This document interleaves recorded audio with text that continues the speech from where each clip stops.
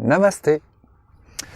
Aujourd'hui, je vais te parler du design en permaculture. Pourquoi c'est primordial de réfléchir à la disposition des différents éléments sur ton terrain.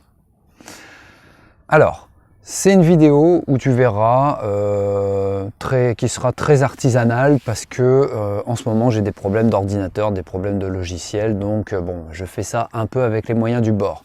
Il n'empêche que, je l'espère, je vais tout faire pour que le contenu de cette vidéo te soit utile, pour que tu puisses toi aussi utiliser les techniques de design en permaculture pour ton jardin,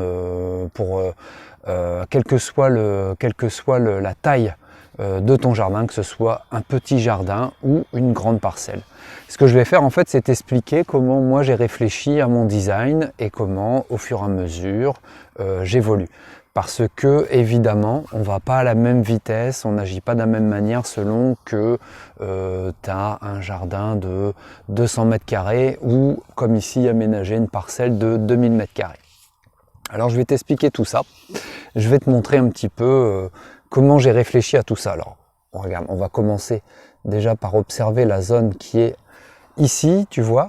Alors cette zone-là, c'est la zone par laquelle j'ai commencé suite à l'observation de ce terrain, puisque le terrain en fait est orienté plein sud. Tout au sud, ce sont plein de plaines agricoles. Donc on a un ensoleillement quasiment toute la journée, fort, puissant, mais aussi un vent très très puissant, puisque ce sont des plaines agricoles, donc tu as tous les vents qui viennent ici et qui viennent se fracasser sur les grands arbres ici.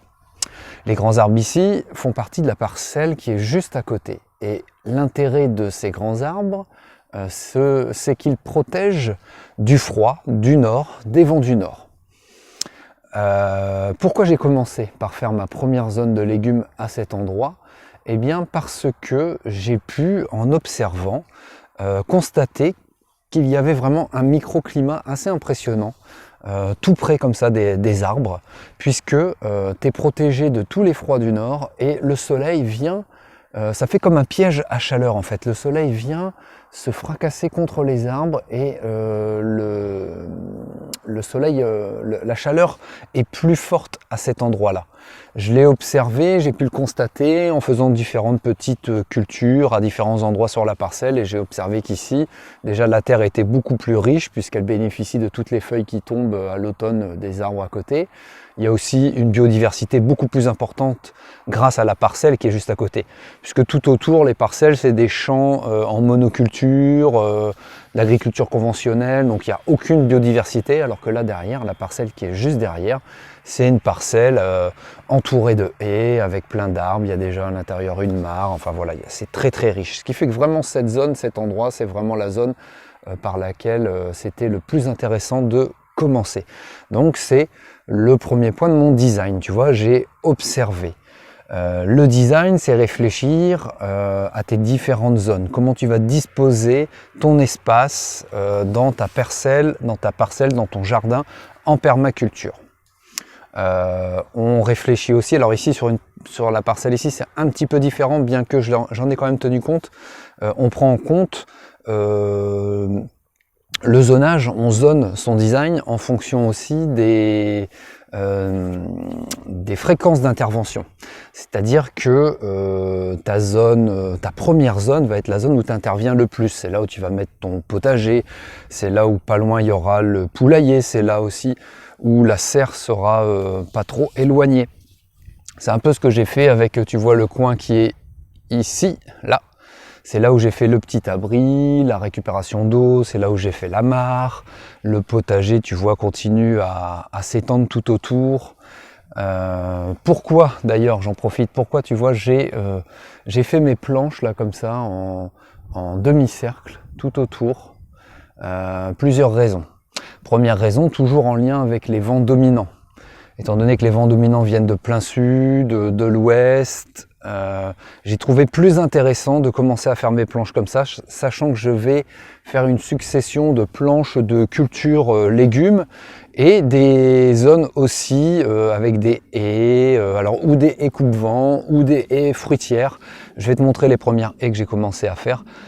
Généralement, je fais ou des haies coupe-vent qui vont me permettre de me protéger des vents, qui vont créer des microclimats, mais c'est aussi des haies qui vont attirer la biodiversité. C'est aussi des haies que je vais essayer de faire miellifères, qu'il y ait des fleurs, que ça attire les pollinisateurs.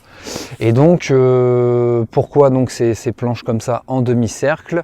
Parce que si je les avais fait dans ce sens-là, à la perpendiculaire de la parcelle derrière, le vent se serait engouffré directement dans les allées et serait allé donc aurait traversé ma parcelle. Alors que là, en faisant les planches en demi-cercle comme ça, je vais pouvoir couper le vent et protéger chaque zone de culture. Chaque planche de culture sera protégée ainsi. Donc ça aussi, c'est une réflexion dans le design. Je te parlais de zones les plus fréquentes, les zones de vie. L'endroit ici, c'est un peu ma... Attends, faut que je décale bien ma main. Voilà, l'endroit ici, c'est un peu ma zone 0. C'est ici aussi où on peut venir se poser, discuter, se poser autour de la mare, réfléchir, échanger. Donc c'est vraiment l'endroit aussi qui va être le plus utilisé. Dans cette petite zone là que je t'ai montré, que j'ai développée en premier, j'ai aussi fait toute une haie sèche autour, puisque le temps que les haies végétales se développent, j'ai voulu d'abord commencer par me protéger déjà et créer un microclimat en créant des haies sèches. Les haies sèches constituées de récupération de végétaux que l'entreprise qui entretient le village vient de temps en temps me déposer ici. Comme ça on entretient un cercle vertueux. Et puis moi aussi c'est constitué aussi parfois ce que je récupère quand j'interviens en jardinage naturel chez les particuliers. Je récupère un petit peu de végétaux que j'ai enlevés et je viens les mettre là. Je les mets aussi à d'autres zones. Je te montrerai tout à l'heure en te montrant les haies que j'ai commencé à constituer. Je fais du compost comme ça en direct à différents endroits et j'ai commencé à constituer une haie brise-vent directement dans une zone de compostage. Comme ça, j'espère que mes arbustes vont partir encore mieux, quoi, vont se sentir encore mieux. Autre intérêt des haies sèches, ça attire la biodiversité aussi. Donc en plus de créer un microclimat, d'être vertueux, ça attire la biodiversité. Il y a plein d'insectes qui peuvent venir vivre dedans. Donc, et puis ça enrichit aussi le sol puisque c'est une sorte aussi de compostage en direct. Autre point que je voulais aborder avec toi, quand tu as réfléchi à ton design, à ton zonage, je vais y revenir très rapidement pour te donner un petit peu plus en détail comment on fait. Tu peux pas commencer par tout d'un seul coup. Moi, tu vois ici, par exemple, sur la parcelle, je voulais commencer par les 2000 m², attaquer différentes zones en même temps, faire des haies déjà tout autour. Bon, je me suis vite rendu compte que c'était impossible. Il vaut mieux se concentrer au début sur une toute petite zone et puis tu t'agrandis au fur et à mesure. Tu vois, c'est ce que j'ai fait. J'ai commencé avec ma petite zone là et ensuite je me suis agrandi. Ensuite j'ai fait mon récupérateur d'eau, mon petit abri avec Clément, merci Clément. Ensuite j'ai fait la mare et puis tout doucement au fur et à mesure je rajoute mes demi-cercles de zones de planches de culture et mes zones de haies. Mes haies finalement je les fais pas en priorité tout autour de la parcelle. Je l'ai fait en priorité au fur et à mesure. Oh, petite chute de téléphone, tiens. C'est étonnant d'ailleurs ça. Excuse-moi, désolé. Attends, je vais faire pause. Voilà, on est reparti. Je sais pas ce qui s'est passé. Je te disais donc que mes haies, oui, je les fais pas en priorité autour de la parcelle. Je les fais au fur et à mesure que j'avance dans l'occupation du terrain. Ce qui permet d'avoir des haies beaucoup plus efficaces. Par exemple, en tant que brise-vent, si je les avais mis déjà à l'autre bout de la parcelle, finalement mes premières zones de culture n'auraient pas du tout été protégées. De même que les insectes pollinisateurs n'auraient pas été assez proches aussi de la zone comme je le souhaitais. La biodiversité ne serait pas venue s'installer d'abord ici. Donc je préfère commencer par mettre des haies tout doucement en priorité, proche, au fur et à mesure, proche de mes zones. Je vais m'agrandir tout doucement. Et ça continue. Bon. Alors, toujours embêté hein, avec la caméra, mais c'est pas grave. On va essayer de terminer comme ça la vidéo. Donc, voilà, je vais t'expliquer d'avancer au fur et à mesure, de ne pas vouloir tout faire d'un seul coup. Je te parlais donc aussi, oui, de design. Comment designer? Donc je t'ai expliqué, tu pars toujours des zones où tu vas le plus intervenir pour au fur et à mesure t'éloigner. Donc tu commences par le potager, le poulailler, la serre. Ensuite tu vas avoir une zone verger avec les arbres, une zone peut-être avec d'autres types d'arbres qui peuvent te servir au paillage, qui peuvent te servir au chauffage. Et puis toujours aussi garder des zones naturelles, des zones pour la biodiversité, des zones où tu interviens le moins possible, voire pas du tout.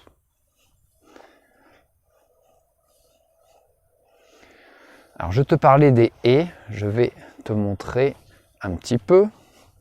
Je vais être obligé de décourter cette vidéo parce que, comme tu le vois, là, le matériel est quand même pas optimum, mais je voulais quand même te montrer cette zone. Tu vois, une première zone de haies que j'ai commencé à constituer avec, tu vois, forsythia, avec, bah, tu vois, il y a un photinia, il y a un... moi, j'y connais pas grand-chose hein, en nom d'arbustes. Hein, je lis ce qui est noté. Hein, tu vois, là, il y a un deutzia. En gros, j'ai choisi des arbustes qui ont quand même une certaine taille pour protéger du vent, mais aussi qui ont des floraisons à périodes différentes pour permettre d'attirer les pollinisateurs. Bon, écoute, je voulais te montrer aussi des planches maraîchage sol vivant que j'ai pu faire, où j'ai mélangé des légumes d'automne, et aussi où j'ai mis des plantes pérennes. Mais je t'expliquerai tout ça une autre fois, puisque là, le matériel est vraiment catastrophique. Tiens, tu vois la petite baignoire que tu vois ici, c'est pas pour me laver, c'est une baignoire que j'ai récupérée et que j'utiliserai pour créer une autre mare sur la parcelle. Bon écoute, je te souhaite plein de belles choses. Je te dis à très bientôt pour de nouvelles vidéos. Prends soin de toi. Namasté.